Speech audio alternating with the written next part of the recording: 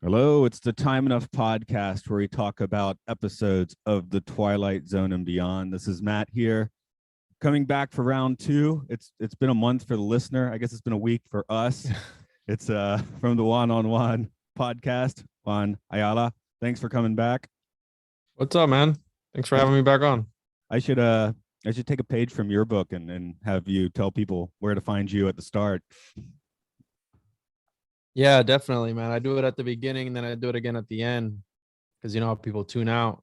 You can find me on any podcast platform at the Juan Podcast.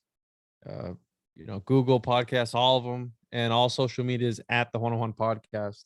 Find me on YouTube, TikTok, Twitter, Instagram, all that good stuff. Instagram's my main one, but I pay attention here and there to the other ones, so you can find me on there.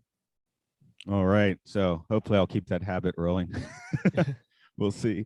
But today's episode is Long Live Walter Jameson. So I'm going to spit out a bit of trivia on this one. Walter Jameson is portrayed. Oh, excuse me. I started in the wrong place in my notes. This was a Charles Beaumont jam. Of course, this is more my opinion than trivia, but this seems to be where the episode where his mixture of saccharine, sweet, and bitter salt really seems to have started to gel. Walter Jameson is portrayed by Kevin McCarthy. He got his start in very early television, but once he got into film, he ended up with the Best Supporting Actor nomination for 1951's Death of a Salesman, and he was the lead in the sci-fi classic Invasion of the Body Snatchers. Edgar Stelly played Professor Samuel Kittredge, and as his age would suggest, he had been in the biz for quite some time. He had many radio drama credits as well, including Dr. Hewer in the radio version of Buck Rogers in the 25th Century. Loretta Bowen, our geriatric jilted lover, was portrayed by Estelle Ruth Goodwin. She was mostly involved in the theater and made her name both in London's West End and on Broadway. And she was quite fetching the closer you got to the turn of the century. I found a photo of her. I was like, okay, that I see where that casting works. Because she's like the brunette version of his current fiance, 50 years prior. So kind of works. Yeah, watching it again, right? A lot of things make sense because at the beginning you're like, well, what the fuck does this old lady? I'm sorry, I got an awesome sensor. It's cool. What the heck does this old lady have to do with anything? And it made sense right at the end with all this stuff. So again, it's just watching it over. It's like, oh, okay, that's what that means. Yeah, I guess it is. A good twofer. Although 1960s television, I was thinking that's kind of a problem because one, you have to watch the commercials. You don't even have a VCR, right? And then you're gonna wait like 4 months before you catch it on television again. So we kind of benefit from the fact that we can do this now, and get deeper in. So that's kind of cool. So I just found it out of nowhere and I sent you the 2 files. It was literally just on the internet. The whole thing is on the internet. And I still have open the tabs from the last time we did the show, and I still have to check out Night Gallery and the new Twilight. And that's what the Twilight. You said Twilight Zone 2019 and then Night Gallery, which was with Rod Serling again. That's right. So yeah, because that Night Gallery seems to get, you got to be a real geek to know about that one, I guess. But it is quite good.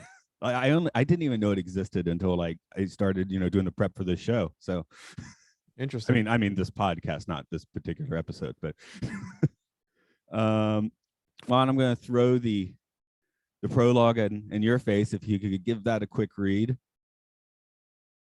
I actually forgot how to read. Let's see if we can do this. So you're looking at Act 1, Scene 1 of A Nightmare. One now restricted to witching hours of dark, rain-swept nights. Professor Walter Jameson, popular beyond words, who talks of the past as if it were the present, who conjures up the dead as if they were alive. In the view of this man, Professor Samuel Kittredge, Walter Jameson has access to knowledge that couldn't come out of a volume of history, but rather from a book on black magic, which is to say that this nightmare begins at noon. All right. I'm curious what kind of a student were you? Were you in the back? Were you skipping class? Nah, bro, I was honestly 100%. I was a straight A student. Okay, I was I was a some A's, somewhat B student, but I do have several times where a history professor caught my attention for one reason or another. In high school, I had one teacher, and I liked listening to him every day. And then a year or two later, I was hearing from other students how he was kind of a horrible racist. So I didn't really catch on at the time. I'm like, should I have caught on? I don't know. So Well, I yeah. just finished wrapping up doing like 2 episodes of Lovecraft back to back and talking about racist. That dude was a racist, but Oh yeah. people are products of their time, dude. You know what I mean? Like the people were products of our time. You're a product of your time. So it's bad to be a racist, and I don't encourage it at all, but it happens. It happens. Yeah. I There's guess still I would people who just are racist today. yeah, I would just like I should have, because it's like a white teacher. I'm a white student, and I'm like, should I have caught on? It seems like maybe I should have caught on, but I think it was more like he just didn't. I mean, that's what happens in high school, though. I don't know about now, but when I was in there, it's European and American history. That's it. They have 1 month for everything else, and I think he basically for Black History Month like skips teaching anything about Africa, which cheesed off a large part of the student population. I had a very balanced mixture at my school. So the year after that was fun. That was American history, where the professor, no, not the professor, he was just a teacher, but he came in, I guess, I think we was drunk that morning. Like he had just gotten a divorce. And the extra credit question on the quiz that day was, when was my Independence Day? Well, I do is having an epiphany of some sorts. Yeah, so classic moment. Although he taught at that school for 20 years later, so I guess he was just having a day. Yeah, I think we all have those type of days, right? We're in the fifth dimension or fourth dimension that we don't know about, right? The one that Rod Serling talks about.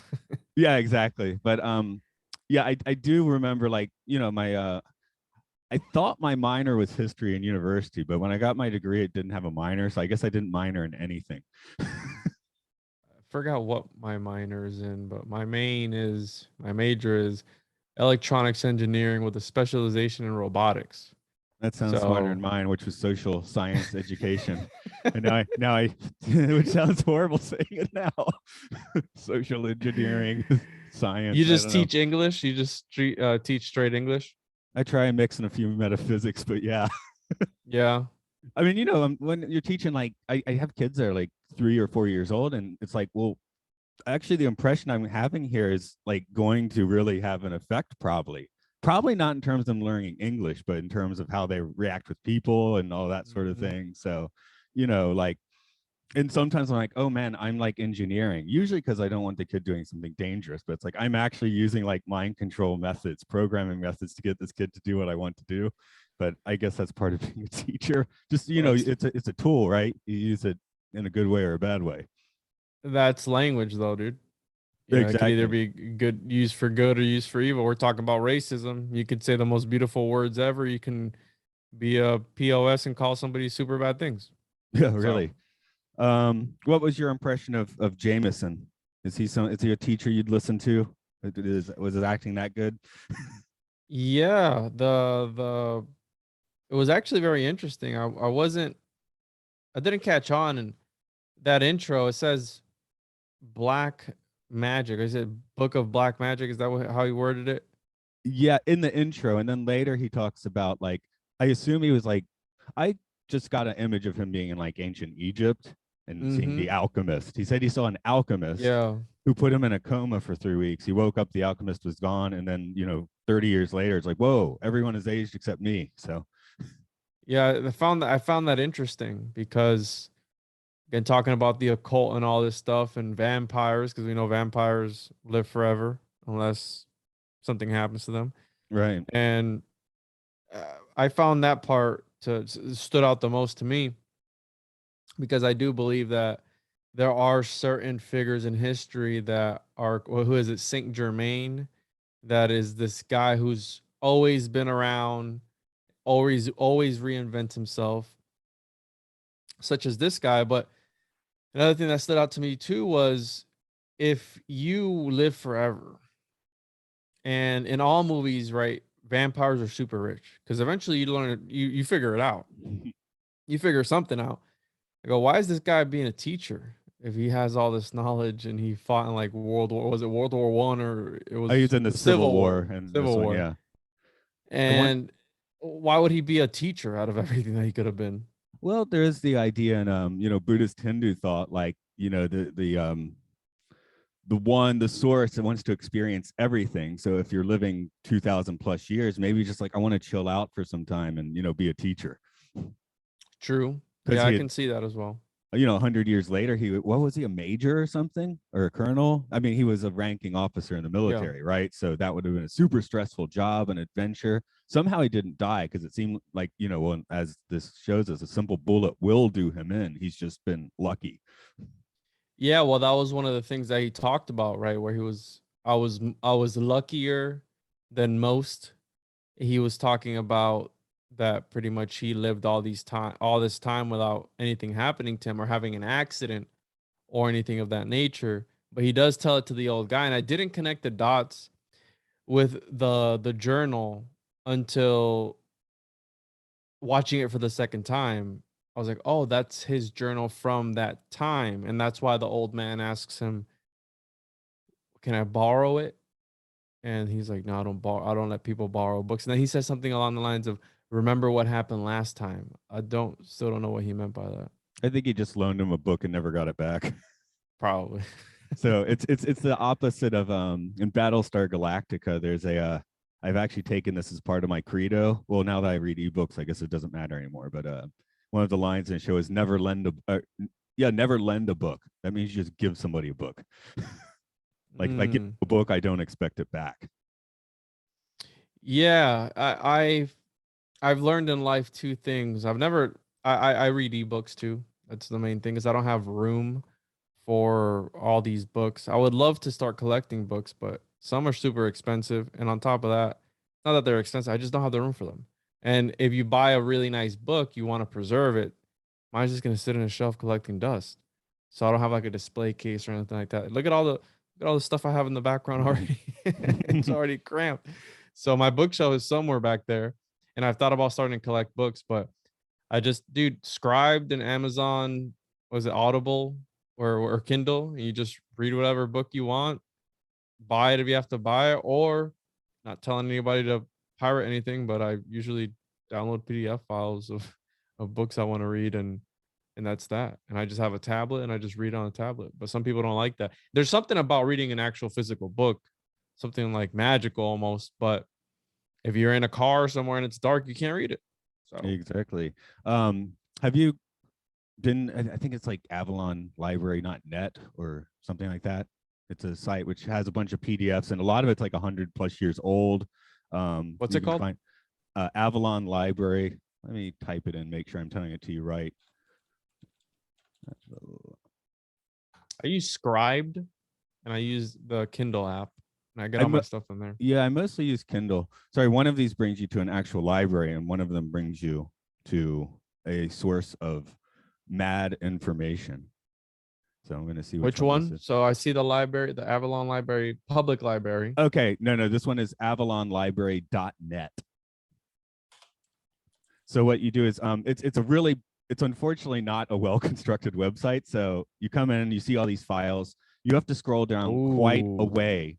You have to scroll down quite a way. I mean, there's plenty of interesting stuff before that, but if you go all the way past the alphabet, you'll find an underscore and then ebooks. Oh, no, it's just ebooks. It doesn't even have the underscore, but it's after Z. It comes after Z. It's ebooks. You click on that. There's like everything. I mean, Blavatsky's there. You'll find a bunch of Crowley there. You'll find, I'm sure Lovecraft is there, just like. I just found some stuff right now. I'm going to actually send it to my friend. Yeah, we've got like the Aldous Huxley, Aleister Crowley. I'm just in the A's here. So yeah, your books of black magic are here. Magic and Mystery in Tibet, lots of, yeah. So and for anyone, I mean, like I said, this podcast kind of like, we've got some trippy heads here. We got some very science people, so, but even for science people, people are really focused on the method and stuff. There are books, there are science books in there too. I think, you can find like a few Neil deGrasse Tyson, Carl Sagan's there for sure. So, but yeah, if you're looking for stuff to make you smarter, that's one of the best websites I found. So Maybe Yeah, maybe that's Jameson awesome, dude. started it. I'm gonna take a look around here later because I just found something that I have a friend of mine who's writing a book on something, and it literally just popped out to me. Oh, but wait, it's another language. What the heck?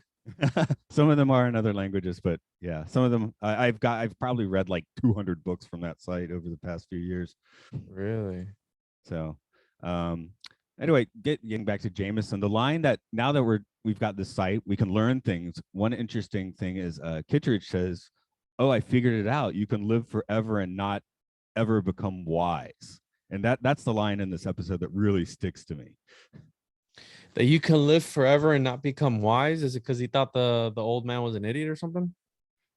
Well, not so much. I think it was just because it was clear that Jameson didn't have like any advanced knowledge, right? He wasn't like Mm-hmm. smarter than the average bear. He just had a lot of experience, which I'm like, I don't know, 2,000 years of experience. It seems like you'd probably get a little sharper. That's where I find this episode interesting. It's like if I lived and had to keep changing my life every 40 years, would I be improving or would I just be in stasis? Hopefully, you would be improving, right? I mean, that's what all these elites are about, right? Transhumanism, where they want to live forever. That's why the Egyptians were so obsessed with prepping their bodies because they thought they could come back at a different time and reanimate themselves or something. That's why they were buried the way they buried them. Just it was a process and a ritual when they prepared them. So they believed that they could at one time come back. And if you're not learning some stuff, bro, and you live for 2,000 years, I mean, you're doing something wrong. Hey, plenty of people, it's Netflix and chill every night, right? Yeah, and that's the problem, dude. That's the problem with today's society, that it's just done. Again, not to talk down on people, but they're dumbing us down. They're wanting to keep us, how you said, just at the end of the day, just mindless, numbing TV and just sit there, play on your phone, go to sleep, wake up the next day, go to work for 10 hours, 8 hours a day, come back home, do the same thing. You're on a cycle. And guess what? The Saturday and Sunday that you're off, or whatever days you have off, those 2 days, sometimes you just want to sleep. Because I'm there, I've been there too. Like thankfully I'm blessed enough and able to have time for extracurricular activities during my day, and I can plan around it. And I'll be quite honest with these last few weeks, I haven't really been getting much work done because I've been podcasting and just researching and doing all these things. So I gotta get back on the horse, if you will. Yeah, I guess that's where, well, I don't have a 9 to 5. I have a 12 to 9, but like It's actually, weird with the language, right? was that? It's weird with the language with you guys because I have my buddy, a really good friend of mine, lives in Vietnam and he lived in Thailand for a while, and he teaches English as well online. And it's like they do blocks. Like they'll do a couple hours here, 2 or 3 hours in between, then do another few hours here, like I depending on the think kids. the place I used to work that way. Typically for me, it's I kind of go in, have an office hour, or then have lunch. And for me, lunch is actually like I have a walk and a meditation built in, so I'm actually using my time quite well while I'm on the clock there. Oh, uh, so you physically have to go in somewhere? yeah. I'm actually back to teaching live lessons again. We were doing Zoom until this week, and now we're back to live, which is nice. I do like teaching people that are in the room and not on a screen. Interesting, yeah. So we're back to that. But yeah, something like I guess sacred places, because we got temples all over the place in Japan, right? So just around my house, around my workplace, I just have a mental map of where they all are. I mean, obviously they're built there for a reason. I don't think the ones around here are definitely like on a major ley line, but somebody put it Mhm. there for a reason, right? Yeah. So I find going there, and I have like kind of a 15-minute meditation cycle that I tend to do there. And yeah, I usually do it on my lunch break. People are like, I don't have time to do things like that. I'm like, oh, I do it during my lunch break. And what kind of beliefs do they have? Is there Christianity and Catholicism there, or how does that work? Um, Japan's interesting that everybody would be Shinto Buddhist, right? But nobody talks about it that much. I'd say, unless you become a monk or something, Mm-hmm. you're going to go to the shrine at New Year. Maybe if you have a big test, you want to go get your fortune. So a couple days after New Year, we walked to a local shrine and bought the omakuji, and I got the least fortune. I got the crappy fortune. My daughter got the best fortune, so I guess that's fine.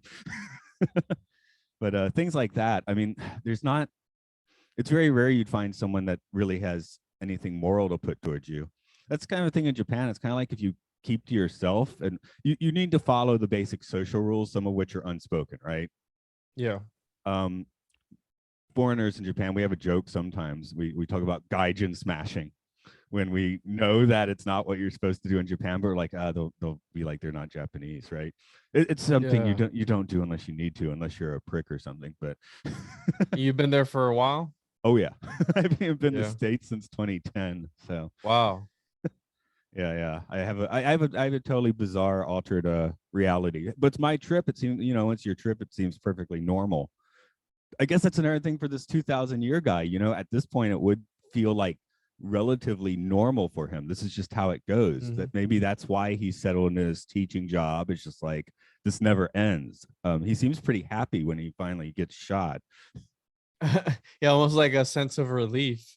Yeah, he's Because like, I oh, mean, and I can understand, right? Because he was already eyeing his next wife, and then the old man, calls him out, and he's like, "Wait, really, how old are you?" Oh, and he's like, kind of being skittish, almost like a person in a secret society where they're just bobbing and weaving on the question, and then eventually, boom, he nails him. Like, oh, he's like, "Well, I'm actually," and then he tells him the story. And yeah. it was interesting that he said an alchemist, not like a magician or a wizard or something. Especially on 1960s television. Like now, Yeah. with we got Assassin's Creed and stuff. It's been kind of stuck in everyone's mind. I assume Assassin's Creed has alchemists. I don't even know, but Dude, I mean, speaking of Assassin's Creed, that game has so much occult and esoteric stuff in it. I was actually surprised when people were breaking it down for me. I was like, wait, what?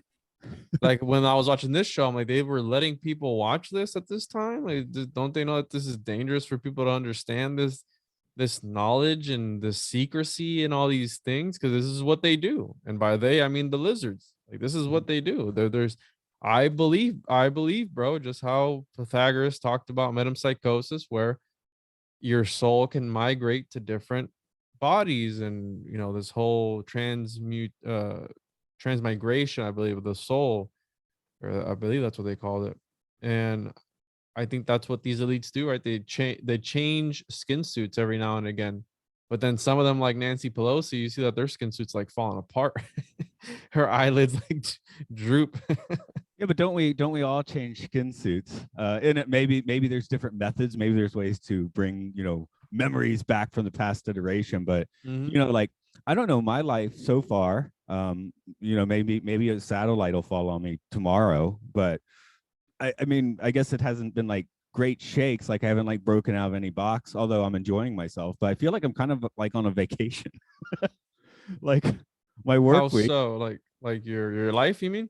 Yeah. Like I'm really here just to enjoy myself for the most part, and not in a hedonistic way. I mean, I like having a few drinks at night, but but Mhm. I'm still trying to be good to people, all that sort of stuff. Yeah. So I'm not trying to do the Crowley trip or whatever, but Yeah. yeah, I just feel like I'm kind of chilling on this particular iteration. That's a good mentality to have, bro, because a lot of people, they take life too seriously, right? They literally live their life and they're just so serious about everything, and they just take things too to heart. You got to understand that you're in a game, and it's one thing knowing you're in a game versus when you don't know you're in a game.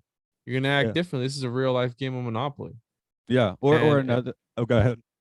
if I was this guy, dude, man, I'd be digging into all the esoteric, secret, occult stuff, and I'd be learning it all. Like, trying to make the philosopher's stone turn lead into gold. How do we know he didn't do that 500 years ago? Maybe he Bring up did a that good point. already. He's past that, right? He did what he could Hmm. with it, and now he's doing something else. So, and with the soul is, even a horrible someone that's technically a horrible person now eventually evolves. I would Hmm. think over iterations, over time. Everything's. I mean, I don't know if that's new age and woo woo, just to be like everything's eventually going to get back to all right, where there's no good, there's no bad, there just is. You would hope so, right? You would hope that somebody would change. Well, someone could. I mean, let's say in this life they may, I mean, it's really hard to make much of an excuse for there aren't people sticking up for Hitler, right? I mean, but I would hope not. given eons of metaphysical time, he could turn into a saint. That's my maybe too optimistic view. So no, Hitler, as we knew him on Earth, what he did, yeah, pretty bad dude, but over the vast, given Walter Jameson's 2,000 years, who knows? Maybe Jameson was a dictator and a Hitler and a scourge on the plains of Central Asia back in 500 AD or something. Well, he says, right, when he's reading and recounting the experience that he had, because now after, in hindsight, we know it was him that he was talking about, where he was talking about, he's like, and I can assure you that we did not enjoy that they did not enjoy their commands or something. About, he was talking about the war. He's like, I can assure you that they didn't want to do what they were doing, pretty much.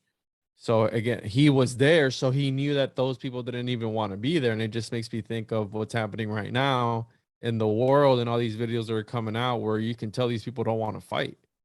They're just Yeah. they're just taking orders.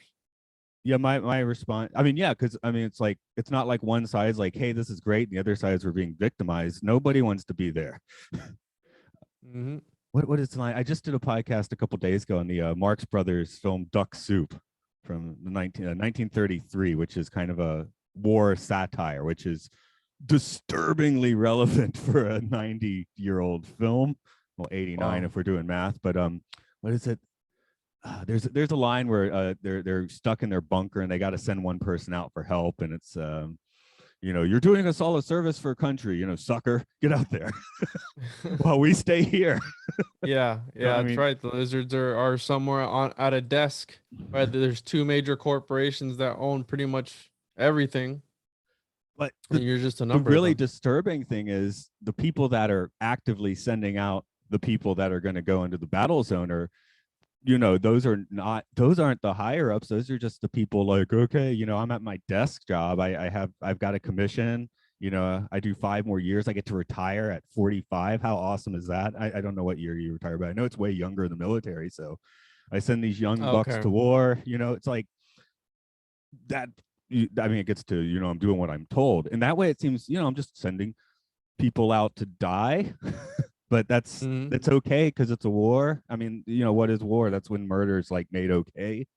Yeah, pretty much the purge. And how is it, dude? Where is there a lot of Americans living over there? Aren't you like scared of what's happening and being an American citizen in another country?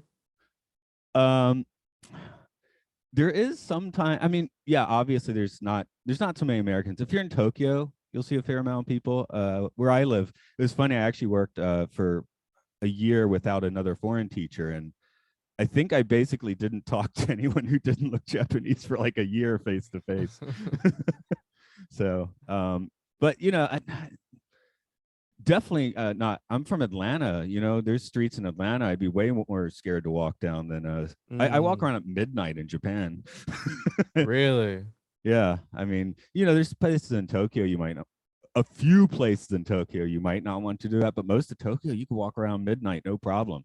I mean, a woman might want to take a grain of salt with that, but out here in Nagano, I'm walking around rice fields. That could be anybody, Yeah. Oh, So. what the heck?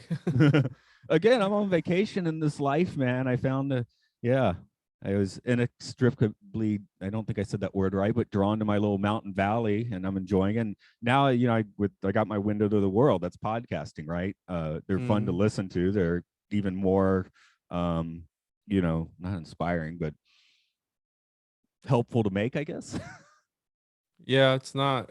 I don't think it's as easy to listen to them as it is. No. It's easier to listen to them than it is making them. That's for sure.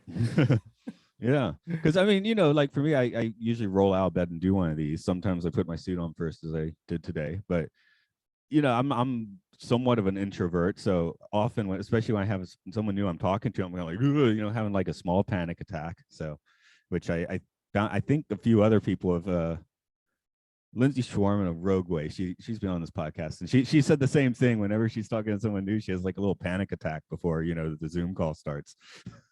I can relate. I mean, It's gotten better. How many episodes have you done so far?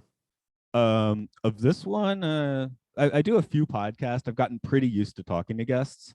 Like, I know it should be fine, but it's just, I'm talking to someone new. Like at a party, I'm not necessarily the guy that's going to introduce myself to everyone, right? Yeah, So I don't. I'm the same way, dude. that's why I usually have why I always have some kind of filmed media as the center of my discussion for my podcast, because it's just, we got this conversation piece. And today we talked about some, we went to many other places as well, so it's kind of cool.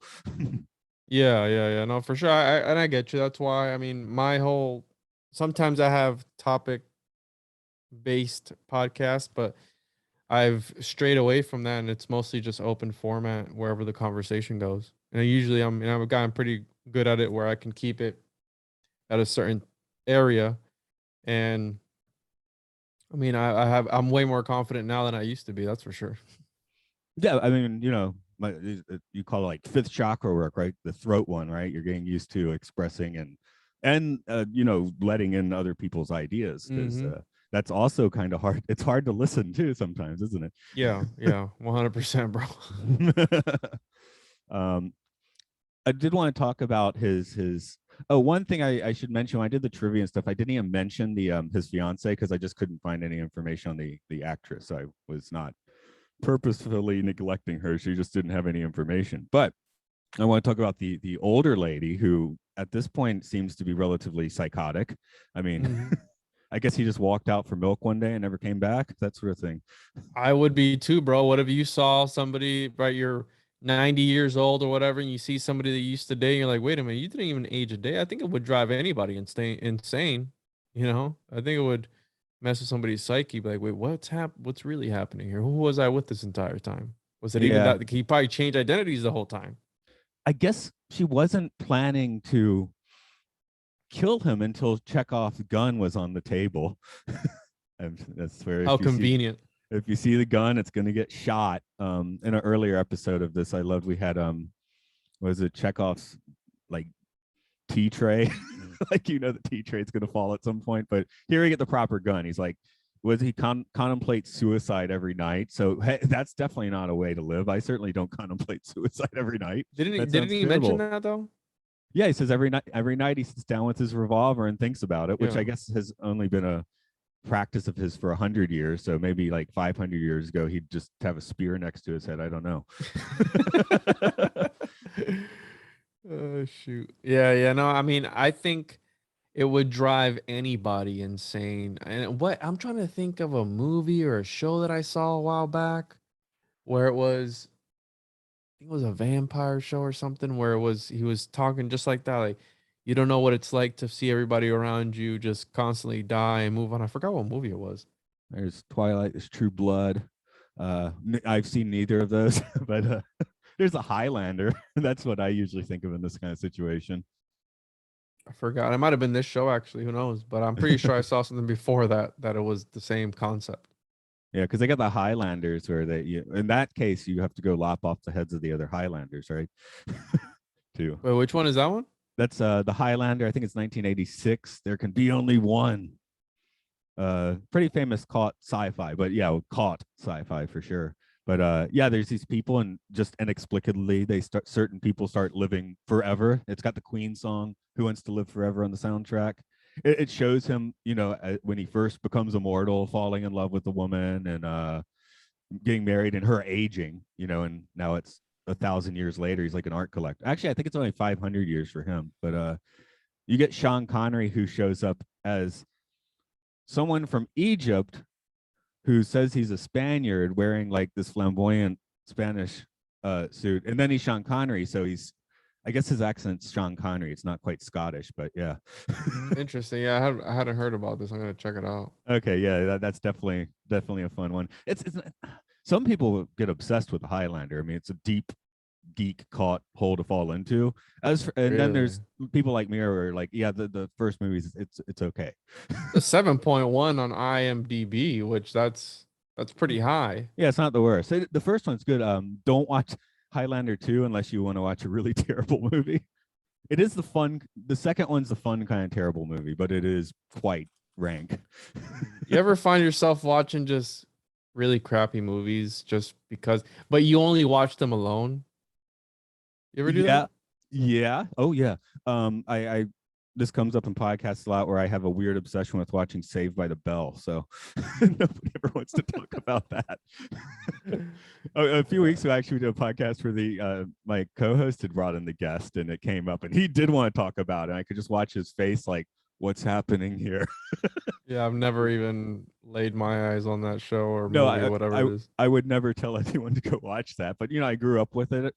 Hey, you talk about things that program you. I mean, I can't. Some of my high school memories, I can't work out if it was my high school or if it was Saved by the Bell. So I went When to a really fiction nice high starts molding into your reality.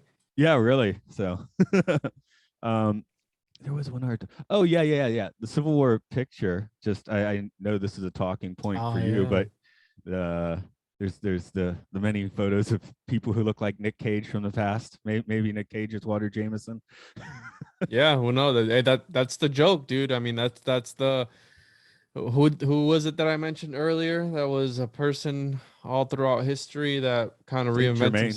Saint Saint Germain. Germain. Yeah, who knows, dude? If I believe that, man, I believe, through all the occult and dark art stuff that there is, right? Talismanic magic and all this different mysticism.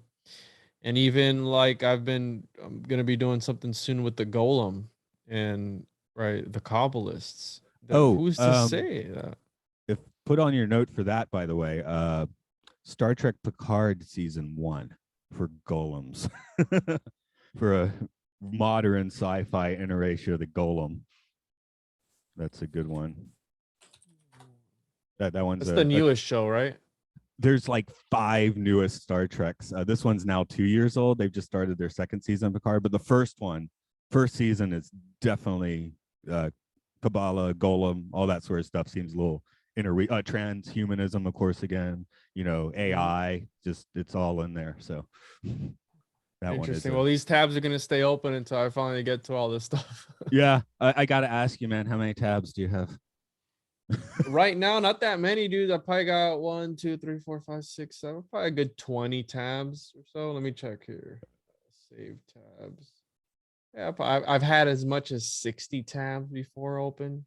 Wow. Okay. Yeah. No, I Yeah. mean that's cool. That's yeah. I got 8 because I try and keep them slimmed down, but Me too, dude. But when you're jumping from topic to topic and researching into all these different things, I'll set something aside, and when I least expect it, boom, oh, I had that tab open. Yeah, I just go there, wrap it up. And it's very hard for me. I'm a hoarder, so it's very hard for me to close a tab because I go, man, I might need that some other time.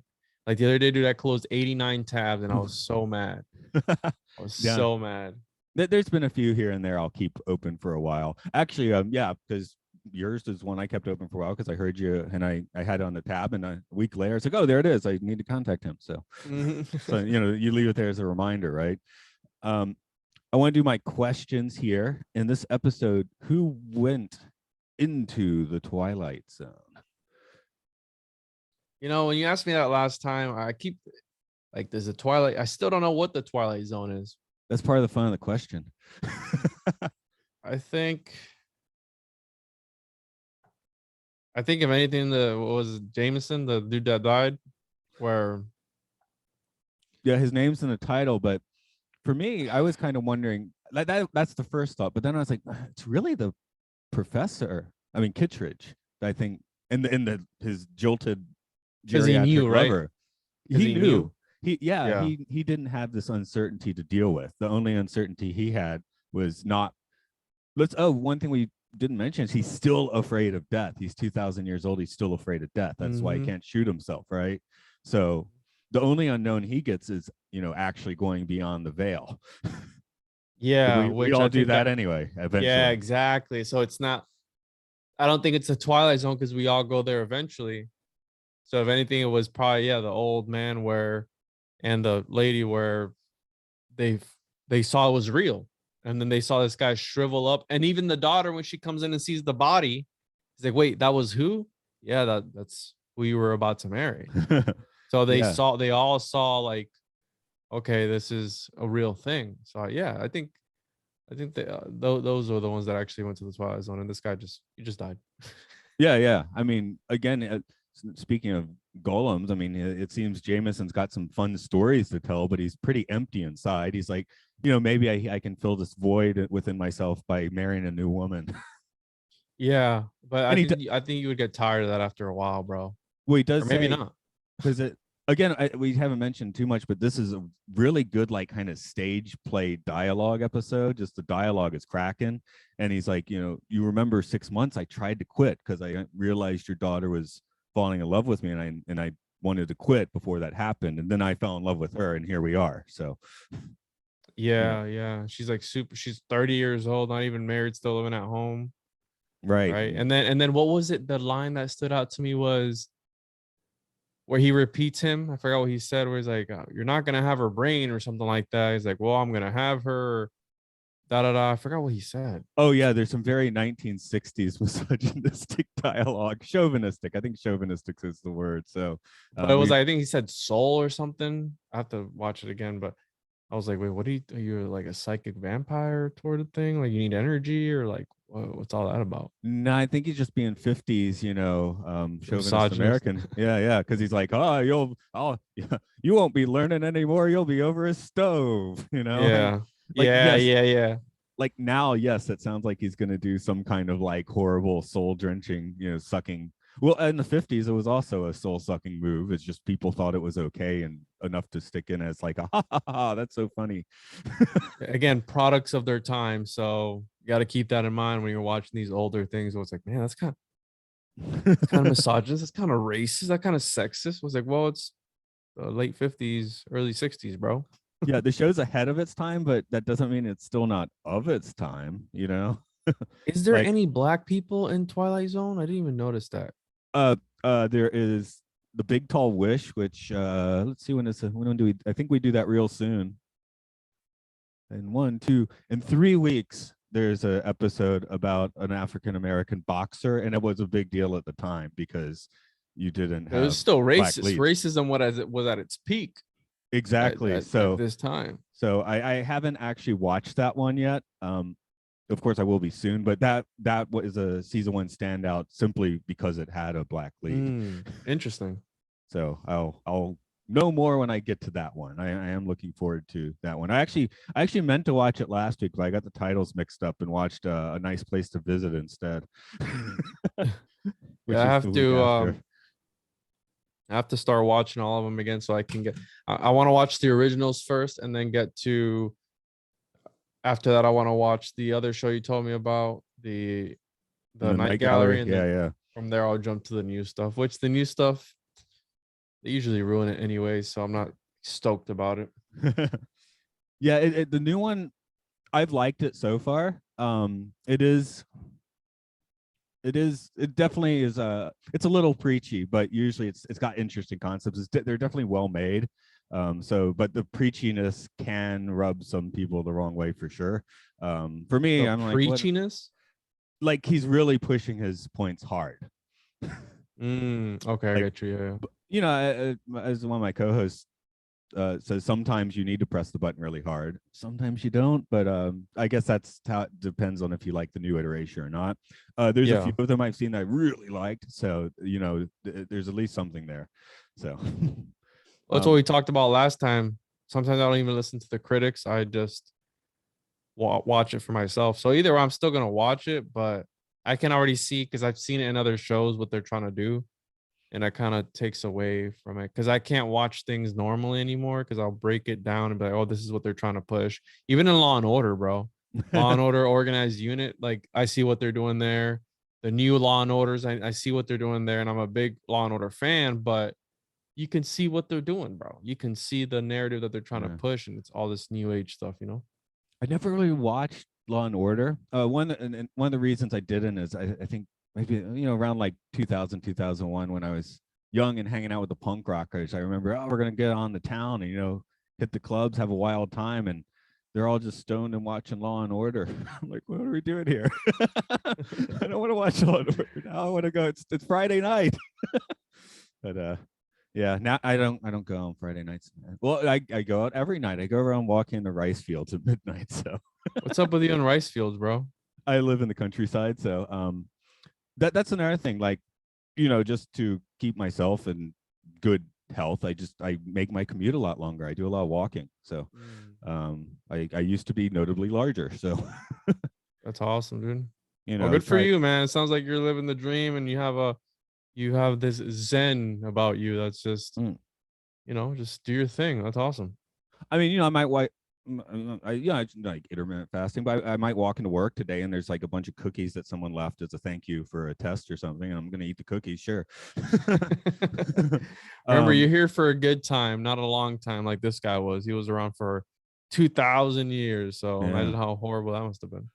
So I guess that leads to the second question: do his victims deserve it? The old people, I guess we'll say in this case, because the fiance, I guess, just dodged a bullet of weirdness, right? Mm-hmm. I mean that's going to be psychologically scarring for sure. But she didn't marry him, live with him for 15 years, and then have to deal with the situation. So I feel like she didn't. I mean, she's definitely touched the Twilight Zone, but she didn't feel it like these other two people did. I think I don't think they deserved it, dude. But I don't think it was his fault either. I mean, if that's something that happened to him, he didn't have any control over that happening to him. Right. So, Well, but then he did seek out the alchemist 2,000 years ago, but that's a 2,000-year-old mistake. yeah, yeah, exactly. It's like I wish they gave us more. What I like about these episodes is that they only give you just enough, and there's so much left on the table that can be developed and contemplated on. But it's like, why was he? Hey, you said, why was he looking for the alchemist? Was he a pharaoh that wanted to live forever at one of these times, and that's why he was seeking the alchemist out? Because we don't know. We don't know why he wanted to live forever if it was even his idea. Yeah, like I said, he could have been. Who knows what his past lives were? Mm-hmm. What did he do in this? Like he made a point in the Civil War, like we didn't like it. So I'd like to think, oh, you want to think this guy's, he seems kind of, well, besides being chauvinistic, he seems rather dapper and stuff. So it's like I want to like this guy, but who Yeah. knows what he's done? Yeah, maybe he might be a shady person. But like you said, yeah, exactly. I want to like this guy, but there's just something off about him. But he's is it should he wait till his previous wife, passes on, so at least it's not bigamy? Or just go further away, bro. Go to Yeah, Japan. yeah. Although how old are you, bro? You 2,000 years old now. You're making me think about you. That's walking right, around 2000. rice fields. Yeah. Oh, okay. I don't. I almost answered Jameson's 44, but I'm 43 at the moment. So. Oh, really? How old are you, bro? Yeah. I'm infinite, man. But no, I wonder how the biblical life would be. You get 800 years. Would that be better? Would that be worse? Still the same, dude. Anything over 100. It depends. If your body ages, I think that would really suck. Yeah, If you if you look 100 healthy. at 100, that would definitely not be cool. Yeah, But, you're just a sack of bones. where do you want to put this one on the tripometer from 0 to 5? 5 being very trippy, 0 being not so trippy. Say a 4, dude. It was pretty trippy. To me, it was pretty trippy. Like in hindsight, again, connecting the dots, I was like, wow, wasn't but I knew something was off when they were hinting at the notebook, and I was like, man, what's up with this guy? But I wasn't expecting him to be like, oh, I live forever, and then the alchemist and all this, and then the dying part that caught me off guard. I was not expecting that. Yeah, I was thinking 4 as well. And but we should mention that dying part's the only like effect in the episode. It's very talky. It feels trippy, and like it's 90% just guys in a room talking to each other. So that's definitely good writing. Cheers to Charles Beaumont. I guess that's why he has a reputation for being a good writer. Yeah. I know for a fact, I can write okay if I'm like writing history. If I'm writing a story, I don't have many stories in my mind. So if I'm writing dialogue, it's going to be the worst dialogue you've ever read. So yeah. So I make music, so I don't have to do that. Yeah, I think it was pretty good. I enjoyed it, and hopefully I'm gonna download the rest of the season. Is it only one season of the original Twilight? Oh no, there's 5 seasons, 156 episodes. This podcast is going to take a Jeez. while. Oh man. Okay. I guess. So I might even suggest, looking up a few, not that, like you said, you don't want to listen to critics necessarily, but sometimes I would look up like a few top 10 lists and see which ones kind of show up a lot. I got you. Just to let you know, a few of the episodes that really light my fire is The Obsolete Man, which is near the end of season 2. That one has a very Orwellian sort of vibe to it. In fact, it's maybe one of the better film versions of 1984 in a way. And season 3 has The Midnight Sun, which I quite enjoy. Yeah, send me those through email, and I'll keep them in mind. And I'll download them. That way, I don't download 157 episodes and just download the ones that stand out the most. No, I just I bought the Blu-ray set back in like October, and I was like, I want to watch all of these. How am I going to do that? Oh, I guess I'll do a podcast for them. Yeah, at least I mean you're analyzing it and going a little bit deeper than just the superficial stuff. Yeah. I did want to just mention that effect. I read how they did that. Just like the last episode we did, the Purple Testament. It was a mixture of lighting, and then they just painted like red and blue lines on his face, because when you film black and white, it looks like extreme wrinkles. But so if you saw this in color, it would have looked completely stupid. Like they actually had different colors on his face just so the textures would come out a little differently in the black and white. And I was like, that's cool. I mean, I love that kind of effect. Like it's practical. That's FX. It's completely on set, right? There. It reminds me of, what is it, the Sith guy from Star Wars when he turns into forget his name, Palpatine, when he gets all wrinkly. Exactly. Yeah, something like that's what it reminded me of. Although I should note, I while I was actually waiting for you to come on, I did this bit of research. So I haven't seen the movie, but a lot of times we're like, oh, is the Twilight Zone the first time someone did this? And I'm pretty sure it's not, because there was a film version of the picture of Dorian Gray in 1945, and I can't imagine they got out of that movie without having a similar effect. I don't know what you're talking about as far as that goes, but it's an Oscar Wilde story where a young rich man has a painting made of him, and the painting ages and he doesn't. So he keeps the painting in a closet, and everything he does to himself, he's completely hedonistic, drink, drugs, sex addiction, everything, right? And he stays 24 years old forever, like for 50 years. And all of the horrible things he does to himself are taken on in the painting. And the conclusion of the story is the painting is destroyed, and all of the horrible stuff he's been doing to himself is instantly transferred to him. So he shrivels up and dies. That sounds interesting. What's the name of that? Picture of Dorian Gray. It's Oscar Wilde. So, obviously that's a hit in late 19th century London scene. He would have rubbed elbows with some of the I'm not. This is a newer. Is a book. It's a book. The book is something like 1894, something like 1890, that. 1890, yeah. There's several movies. A classic one being 1945. I think there is a more modern version or two. Yeah, that's what I'm seeing here. That's why I asked you what year it was. Yeah. So I was checking to see if this would have been the first time they did that effect, and I was like, if it was in 1945, they had to at least made an attempt. And if I remember, I think it's a black and white movie, and the sequence at the end, I think, switches to color for that effect. So they actually attempted. This is 20-year-old memory at work here, but I think it switches to color for the money shot. I'll check that out. There's a 2009 rendition. Yeah, that would probably be better for a modern, eye, right? So, or just read the book. To be honest, I haven't seen any of the film version. I just read the book. Well, I could do that too.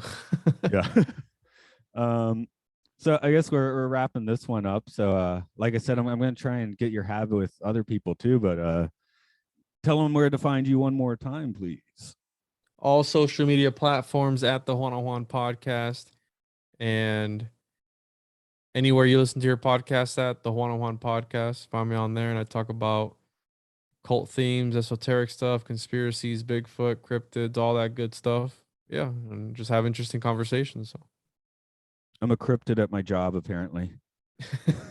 No, you're No. the white man at your job. Oh no. We have actually we have a foreign teaching staff that's nice and varied. But we have two schools. There's the main one in the city, and then there's like a kind of suburban one. I work at the suburban one.